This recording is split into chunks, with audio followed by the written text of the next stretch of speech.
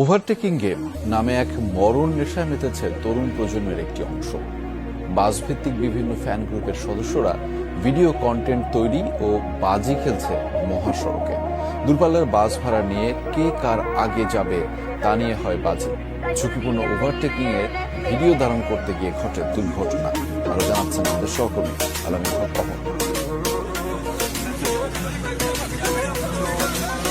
বাসভিত্তিক fan পেজের সদস্যরা আছেন এই বাসে। ভিডিও ধারণে ব্যস্ত সবাই। গতি যত বাড়বে ভিডিওর ভিউ তত বেশি হবে। এতে কে মরলো আর কে বাঁচলো তাতে যেন কিছুই যায় আসে না তাদের।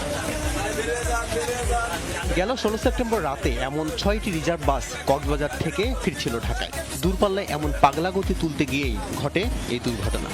আপনি লাস্টে কি কইলেন যে আমগো খেলা কতদূর আপনি দিয়ে খেলাইছেন? আপনাকে আমাকে 180 হইলে ভাই শুনেন, আপনার ওই গাড়ির ভাও থাকতো না। আপনার গাড়ি একদিন না একদিন তো পাবো ভাই। ওই দিন ভিডিওটা করে আপনারে আমি দিবানে যে ভাই খাওয়ার বয়স হয়ে গেছে। কি হয় এসব বাসে? নাম প্রকাশে অনিচ্ছুক একজনের সাথে কথা হয়, যিনি ছিলেন ওই বাসে।